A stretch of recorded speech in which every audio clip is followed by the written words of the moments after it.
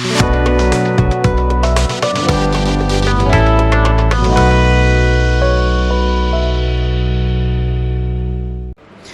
everyone, welcome back to UK Infotech. போன video நம்ம என்ன பார்த்தோம்னா சிஎஸ்எஸ்ல ஃப்ளோட் அண்ட் கிளியர் ப்ராப்பர்ட்டியை பற்றி பார்த்தோம். இன்றைக்கி என்ன பார்க்க போகிறோம்னா சிஎஸ்எஸ்ல காம்பினேட்டர்ஸ் பற்றி பார்க்க போகிறோம். ஸோ ஃபஸ்ட்டு காம்பினேட்டர்ஸ்னால் என்ன அப்படின்னா நம்ம ப்ராஜெக்ட்டில் நம்ம ஒரு வெப்சைட் ரெடி பண்ணுறப்போ நம்ம பண்ணியிருப்போம். நம்மளுடைய ஃபஸ்ட்டு வீடியோலாம் பார்த்தீங்கன்னா தெரியும். நம்ம வந்து ஒரு ஐடியா வச்சோ ஒரு கிளாஸை வச்சோ ஒரு எலமெண்ட்டை வச்சு செலக்ட் பண்ணி அதுக்கு வந்து நம்ம ஸ்டைல் ஆட் பண்ணிப்போம். எக்ஸாம்பிளுக்கு சொல்லணும்னா ஒரு H1 டேக் இருக்குன்னா அந்த H1 அப்படின்ற நேமை கொடுத்து அதுக்கு வந்து நம்ம ஸ்டைல் வந்து ஆட் பண்ணியிருப்போம். அப்படி இல்லைனா ஒரு ஐடி வச்சு அதுக்கு ஐடின்னு ஒரு நேம் வச்சு நம்ம வந்து அதுக்கு ஸ்டைல் ஆட் பண்ணிப்போம். சப்போஸ் இல்லாட்டி கிளாஸ் யூஸ் பண்ணி நம்ம அந்த கிளாஸில் டாட் என்ன நேமோ அந்த நேம் வச்சு கால் பண்ணி அதுக்கு வந்து நம்ம ஸ்டைல் ஆட் பண்ணிப்போம். இது வந்து பேசிக்காக நம்ம வந்து ஸ்டைல்ஸ் ஆட் பண்ணுறதுக்காக யூஸ் பண்ணக்கூடிய மெத்தட்ஸ். ஸோ இதுவே காம்பினேட்டர்ஸ் அப்படின்றது என்னென்னா அட்வான்ஸ் நம்ம வந்து அந்த ஸ்பேசிக்கில் நம்ம நார்மலாக யூஸ் பண்ணுற ஐடி கிளாஸு தென் எலமெண்ட் செலக்டர் அந்த மாதிரி இல்லாமல் கொஞ்சம் அட்வான்ஸ் போகிறது தான் வந்து காம்பினேட்டர்ஸ் அப்படின்றது. ஸோ நம்ம வந்து ஒரு பேசிக்காக நமக்கு தெரிஞ்சிருக்க வேண்டியதுன்னா அது நமக்கு தெரிஞ்சுக்கணும். பட் அட்வான்ஸாக நம்ம போகிறோம் அப்படின்றப்போ சிஎஸ்ல இன்னும் கொஞ்சம் அட்வான்ஸாக போகிறோம் அப்படின்றப்போ காம்பினேட்டர்ஸ் அப்படின்றது கம்பல்சரி தெரிஞ்சுக்கணும். ஸோ காம்பினேட்டர்ஸ் அப்படின்றது எப்படி யூஸ் பண்ணுவோம் அப்படின்னா எக்ஸாம்பிள் சொல்லணும்னா நம்ம வந்து ஒரு டெம்ப்ளேட் எடுத்து நம்ம அதில் ஒர்க் பண்ணுறோம் அப்படின்றப்போ நம்ம அதோட கோடிங்லாம் போய் பார்த்தோம் அப்படின்னா நம்ம டவுன்லோட் பண்ணக்கூடிய டெம்ப்ளேட்ஸோட கோடிங்ஸ்லாம் போய் பார்த்தோம் அப்படின்னா இந்த மாதிரி காம்பினேட்டர்ஸ் யூஸ் பண்ணி ரெடி பண்ணியிருப்பாங்க. அதே மாதிரி வெளிநாட்டு ப்ராஜெக்ட்ஸ் அது மாதிரிலாம் போய் எடுத்து பார்த்தோம்னா அதுலேயுமே வந்து காம்பினேட்டர்ஸ் யூஸ் பண்ணி தான் நமக்கு வந்து ஸ்டைல்ஸ்லாம் ஆட் பண்ணியிருப்பாங்க. ஸோ காம்பினேட்டர்ஸ் அப்படின்றது வந்து நமக்கு சிஎஸ்ல தெரிஞ்சுக்க வேண்டிய ஒரு விஷயம். ஸோ காம்பினேட்டர்ஸ்னால் என்ன அப்படின்னு ஃபஸ்ட் இதில் சொல்லியிருக்காங்க அப்படின்ற பார்ப்போம். A CSS selector can be contain more than one simple selector. Between the simple selectors we can include the combinator அப்படின்னு சொல்லியிருக்காங்க. தென் செகண்டாக என்ன சொல்லியிருக்காங்கன்னா a combinator is a something that explain the relationship between the selectors. இதை பற்றி சொல்லணும்னா காம்பினேட்டர்ஸ் அப்படின்றது என்னென்னா எக்ஸாம்பிள் சொல்லணும்னா நம்ம ஒரு டிவ் டேக் வச்சுருக்கோம் அப்படின்னா அந்த டிவ் டேக்குள்ளே இருக்கக்கூடிய ஒரு பேராகிராஃப் டேக்கோ ஒரு H1 டேக்கோ அது வந்து என்னென்னா அது கூட ரிலேஷன் அது என்ன ரிலேஷனில் இருக்குது அப்படின்றது அது பேஸ் பண்ணி தான் இந்த காம்பினேட்டர்ஸ் வரும். காம்பினேட்டர்ஸ் அப்படின்றப்போ என்னென்னா ஒரு டேக் இருக்குது அந்த டேக்கோட அடுத்து இருக்க டேக் வந்து என்ன மாதிரி ரிலேஷனில் இருக்குது அதை பேஸ் பண்ணி நம்ம வந்து இந்த ஸ்டைல் வந்து ஆட் பண்ணுவோம். ஸோ வளவலன்னு பேசுனா நம்ம வந்து ஸ்ட்ரைட்டாகவே ரன் பண்ணி பார்த்துருவோம் எப்படி ஒர்க் ஆகுது அப்படின்றத. ஓகே, நம்ம இந்த சிஎஸ்எஸ் காம்பினேட்டர்ஸில் வந்து எந்தெந்த மாதிரியான மெத்தட்ஸ் யூஸ் பண்ணுவோம் அப்படின்றத ஃபஸ்ட்டு பார்த்துருவோம். ஃபஸ்ட்டு என்னென்னா டிசென்டன்ட் செலக்டர். ஸோ இதுக்கு என்ன யூஸ் பண்ணுவோம்னா ஸ்பேஸ் விட்டு நம்ம ஒரு டேக் யூஸ் பண்ணிருக்கோம் அந்த டேக் அடுத்து ஸ்பேஸ் விட்டு நம்ம வந்து இதை யூஸ் பண்ணுவோம். ஸோ இது எப்படி ஒர்க் ஆகுதுன்னு நான் சொல்கிறேன். தென் என்னென்னா சைல்டு செலக்டர் இதுக்கு என்ன சிம்பிள்னா கிரேட்டர் தென் சிம்பிள் யூஸ் பண்ணுவோம். தென் அட்ஜசன்ட் சிப்ளிங் செலக்டருக்கு வந்து ப்ளஸ் சிம்பிள் யூஸ் பண்ணுவோம். தென் சென்ட்ரல் சிப்ளிங் செலக்டருக்கு என்னென்னா டில்ட் அப்படின்ற சிம்பிள் யூஸ் பண்ணுவோம். ஓகே, இதில் நோட் பண்ணி வச்சுங்க. நம்ம வந்து ரியல் டைமாக இதெல்லாம் எப்படி ஒர்க் ஆகுது அப்படின்றத நம்ம செஞ்சு பார்ப்போம். ஓகே, காம்பினேட்டர்ஸ் ப்ராப்பர்ட்டிஸ் வந்து எப்படி நம்ம வந்து யூஸ் பண்ணுறது அப்படின்றத பார்ப்போம். ஸோ நான் ஃபஸ்ட் என்ன பண்ணிக்கிறேன்னா ஒரு HTML ஸ்ட்ரக்சர் ரெடி பண்ணிக்கிறேன். ஸோ இந்த ஸ்ட்ரக்சர் நமக்கு காம்பினேட்டர்ஸ் தெரியறதுக்கு முன்னாடி நமக்கு தெரிஞ்சிருக்க வேண்டிய விஷயம் என்னென்னா சைல்டுனா என்ன, ஃபாதர்னா என்ன, கிராண்ட் ஃபாதர்னா என்ன அப்படின்றத ஃபஸ்ட்டு தெரிஞ்சுக்கணும். ஸோ நான் ஃபஸ்ட்டு அது எப்படின்றது சொல்கிறேன். ஸோ நான் ஒரு டிவ் டேக் ரெடி பண்ணியிருக்கேன். டிவ் டேக்கில் ஒரு பேராகிராஃப் டேக் ரெடி பண்ணியிருக்கேன். இதில் என்ன பண்ணுறேன்னா UK Infotech அப்படின்ற என் கம்பெனி டைப் பண்ணுறேன். ஸோ இப்போ இதில் பார்த்தோன்னா டிவ் டேக்கு இந்த டிவ் டேக் உள்ள ஒரு பேராகிராஃப் டேக் இருக்குது. அப்போது இந்த டிவ் வந்து என்னென்னா ஃபாதர் அதுக்குள்ள இருக்கக்கூடிய பேராகிராஃப் டேக் என்னென்னா சைல்டு அப்படின்னு சொல்லுவோம். ஸோ இது டிவ் டேக்கு. ஸோ இது வந்து ஃபாதர். தென் இந்த பேராகிராஃப் டேக் என்னென்னா சைல்டு அப்படின்னு சொல்லுவோம். ஸோ இதுவே கிராண்ட் ஃபாதர்னால் எப்படி வரும் அப்படின்னா இதுக்குள்ளே நான் வந்து ஒரு ஸ்பேன் டேக் யூஸ் பண்ணிக்கிறேன். தென் இந்த ஸ்பேன் டேக்குள்ளே என்ன பண்ணுறேன்னா இன்னொரு பேராகிராஃப் டேக் ஓப்பன் பண்ணி இதுக்குள்ளே வந்து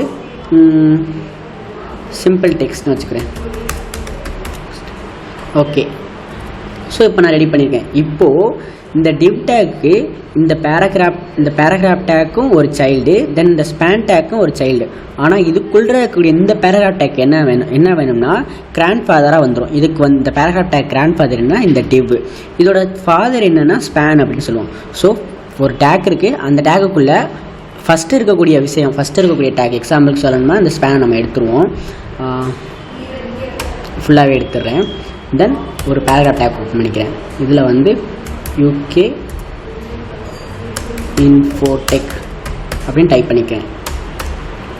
ஓகே, இப்போது இந்த டிவ் டேக்கு அதுக்குள்ளே இருக்கக்கூடிய ஃபஸ்ட்டு டேக்ஸ் பேராகிராஃப் டேக்கோ அடுத்து இருக்கக்கூடிய பேராகிராஃப் டேக்கோ அதுக்கு அடுத்து இருக்கக்கூடிய ஒரு H1 டேக்கோ அல்லது அதுக்கு அடுத்து இருக்கக்கூடிய ஒரு நம்ம ஒரு டிவ் கூட சொல்லலாம், அடுத்து இருக்கக்கூடிய ஒரு டிவ்வோ, இப்படி இதுக்குள்ளே இருக்கக்கூடிய எல்லா டேக்குமே என்னென்னா இந்த டிவ்வுக்கான சைல்டு.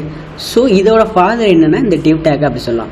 ஸோ இதுவே இதோட கிராண்ட் ஃபாதர் எப்படி வரும்னா இந்த H1 டேக்குள்ளே நம்ம இன்னொரு டேக் யூஸ் பண்ணுறோம் அப்படின்றப்போ இதுக்குள்ளே ஒரு டேக் யூஸ் பண்ணி இதுக்குள்ளே சம் கண்டென்ட் எழுதுகிறோம் அப்படின்னா UK-info அப்படின்னு கொடுக்குறோம் அப்படின்னா இந்த பேராகிராஃப் டேக் தான் வந்து சைல்டாக வரும். ஸோ சிம்பிளாக குழப்பிக்காமல் இது பண்ணி புரிஞ்சுக்கோங்க. ஸோ இது டிவ் டேக்கு, இது வந்து ஃபாதர், இதோட சைல்டு என்னென்னா இந்த பேராகிராஃப் டேக்கு, இந்த பேராகிராஃப் டேக்கு, தென் H1, தென் இந்த டிவ், இது 4மே என்னென்னா இதுக்கான சைல்டு. இதுவே இந்த பேராகிராஃப் டேக் உள்ள H1க்கு உள்ளக்கூடிய இந்த பேராகிராஃப் டேக் என்னென்னா இதுக்கு கிராண்ட் ஃபாதராக வந்துடும். இந்த பேராகிராஃப் டேக்குக்கு இந்த டிவ் டேக் வந்து கிராண்ட் ஃபாதராகவும், அதுவே இந்த பேராகிராஃப் டேக்குக்கு வந்து இந்த H1 டேக் வந்து ஃபாதராகவும் இருக்கும். ஸோ இதுதான் வந்து ஃபாதருக்கும் கிராண்ட் ஃபாதருக்கும் சைல்டுக்கும் உள்ள டிஃப்ரென்ஸு. ஸோ நம்ம வந்து ஃபஸ்ட்டு இருக்கக்கூடிய காம்பினேட்டர்ஸ் டிசெண்டன்ட் செலக்டரை பற்றி ஃபஸ்ட் பார்ப்போம். டிசெண்டன்ட் செலக்டர் எப்படி ஒர்க் ஆகுது அப்படின்றத ஃபஸ்ட் பார்ப்போம். ஸோ என்ன பண்ணிக்கிறேன்னா நான் வந்து டிவ் டேக்குள்ளே ஒரு பேராகிராஃப் டேக் ஓப்பன் பண்ணிக்கிறேன். ஸோ இதில் என்ன பண்ணுறேன்னா UK-info tech அப்படின்ற ஒரு டெக்ஸ்ட் ரெடி பண்ணிக்கிறேன். தென் இன்னொரு பேராகிராஃப் டேக் ஓப்பன் பண்ணி அதுக்குள்ளே வந்து தமிழ் கோடர்ஸ் அப்படின்னு வச்சுக்கிறேன். ஓகே, ஸோ இப்போ நான் வந்து ஒரு டிவ் டேக்கு அதுக்குள்ளே 2 பேராகிராஃப் டேக்கு வச்சுருக்கேன். ஸோ இதில் வந்து இது ஃபாதரு, தென் இது ரெண்டும் வந்து என்னென்னா சைல்டு அப்படின்னு சொல்லுவோம். ஸோ இதுக்கு நம்ம வந்து ஸ்டைல் கொடுக்க போகிறோம் ஃபஸ்ட்டு இருக்கக்கூடிய டிசெண்டன்ட் செலக்டர் யூஸ் பண்ணி. ஸோ நான் வந்து இன்டர்னல் சிஎஸ் மூலியமாக நான் கொடுக்குறேன். ஸோ இன்டர்னல் சிஎஸ் பொறுத்தளவுக்கு ஹெட்டுக்குள்ளே கொடுத்துருக்கணும், ஸ்டைல் ஓப்பன் பண்ணியிருக்கணும்னு சொல்லியிருக்கோம். ஸோ நம்ம என்ன பண்ண போகிறோம், ஃபஸ்ட்டு இருக்கக்கூடிய டிவ் ஃபாதர் டேக். இந்த வீடியோ ஸ்டார்ட் பண்ணிலே சொல்லியிருப்பேன், இது வந்து ரிலேஷன் பேஸ் பண்ணி தான் வரும். காம்பினேட்டர்ஸ் அப்படின்றது ஒரு ரிலேஷன் பேஸ் பண்ண ஒரு செலக்டர்ஸ் அப்படின்னு சொல்லியிருக்கோம். ஸோ நம்ம டிவ் டேக் செலக்ட் பண்ணிக்கோம். டிவோட பேராகிராஃப் என்ன ரிலேஷனில் இருக்குது அப்படின்றத பேஸ் பண்ணி தான் வரும். ஸோ நம்ம ஃபஸ்ட்டில் இருக்கக்கூடிய டிசெண்டன்ட் செலக்டருக்கு என்ன சொல்லியிருக்கோம்னா ஸ்பேஸ் விட்டுருக்கணும் அப்படின்னு சொல்லியிருக்கேன். ஸோ நான் டிவ் டேக் செலக்ட் பண்ணிட்டேன். தென் ஒரு ஸ்பேஸ்க்கு அப்புறம் எனக்கு என்ன பேராகிராஃப் டேக். இந்த பேராகிராஃப் டேக் என்ன ஆகுதுன்னா ஃபஸ்ட்டு இது எப்படி இது வந்து எப்படி டிஸ்பிளே ஆயிருக்கு அப்படின்றத நம்ம ப்ரௌசரில் ரன் பண்ணி பார்ப்போம். ஓகே, எனக்கு வந்து UK-info tech தமிழ் கோடர்ஸ் அப்படின்ற 2 டெக்ஸ்ட் வந்திருக்கு. ஸோ நான் இப்போ என்ன பண்ணியிருக்கேன், டிவ் டேக்கு அதோட சைல்டான பேராகிராஃப் டேக்கு ஸ்பேஸ் விட்டு டிசெண்டன்ட் செலக்டர் மூலமாக செலக்ட் பண்ணியிருக்கேன். இப்போ நான் இதுக்கு வந்து கலர் கொடுக்க போகிறேன். ஸோ கலரு நான் வந்து ரெட்டுன்னு கொடுத்து சேவ் பண்ணிக்கிறேன். ஓகே, இப்போ போய்ட்டு நான் ப்ரௌசரில் ரன் பண்ணி பார்த்தேன்னா எனக்கு வந்து 2 இதுக்குமே வந்து கலர்ஸ் வந்து மாறி இருக்கு. ஸோ நான் என்ன பண்ணியிருக்கேன்னா இந்த டிவ் டேக்கு, தென் ஒரு ஸ்பேஸு, அதோட சைல்டான பேராகிராஃப் டேக்கை செலக்ட் பண்ணியிருக்கேன். ஸோ இதுதான் வந்து டிசெண்டன்ட் செலக்டர் அப்படின்னு சொல்லுவோம். ஓகே, நான் இன்னொரு வாட்டி ஒரு தடவை சொல்லிடுறேன். ஃபஸ்ட்டு வந்து என்னென்னா descendant selector. Okay,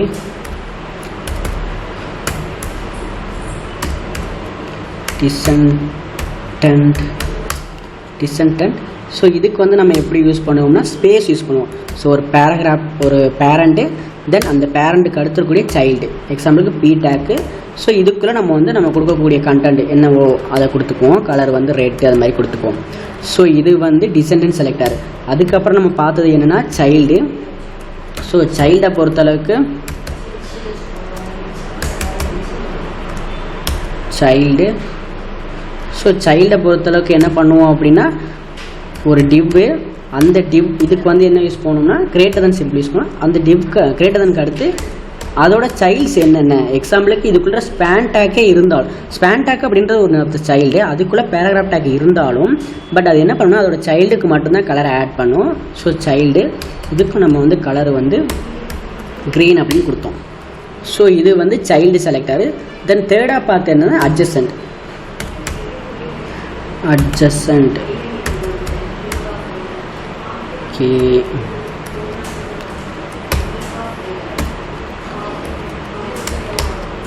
selector. So இந்த அட்ஜசன்ட் செலக்டருக்கு என்ன பண்ணணும் அப்படின்னு எப்படி ஒர்க் ஆகும் அப்படின்னா ஒரு டேக் யூஸ் பண்ணியிருக்கோம். அந்த டேக் முடிஞ்சதுக்கு அப்புறம் ஃபஸ்ட்டு இருக்கக்கூடிய டேக்குக்கு மட்டும் ஸ்டைல் ஆட் ஆகும், ஃபஸ்ட்டு இருக்கக்கூடிய எலமெண்ட்டுக்கு மட்டும் ஸ்டைல் ஆகும். அது வந்து அட்ஜசன்ட் அப்படின்னு சொல்கிறோம். ஸோ இதுக்கு நம்ம எப்படி ஒர்க் பண்ணோம்னா டிவ்வு, தென் ப்ளஸ் சிம்பிள், அதுக்கப்புறம் எந்த டேக்கோ அதுக்கப்புறம் நம்ம கொடுக்க வேண்டிய கண்டென்ட். ஸோ கலர் கொடுக்குறேன்னா கலர் வந்து எல்லோ அப்படின்னு கொடுத்துக்கலாம் அப்படின்னு சொல்லியிருக்கோம். ஸோ இது ஒரு டேக் செலக்ட் பண்ணியிருக்கோம், அந்த டேக்குக்கு அடுத்து வரக்கூடிய ஃபஸ்ட்டு டேக்குக்கு மட்டும் ஸ்டைல் ஆட் ஆகும். இது வந்து அட்ஜஸ்டன்ட் அப்படி சொல்லியிருக்கோம். தென் அதுக்கப்புறம் நம்ம பார்த்தது என்னன்னா ஜென்ரல்.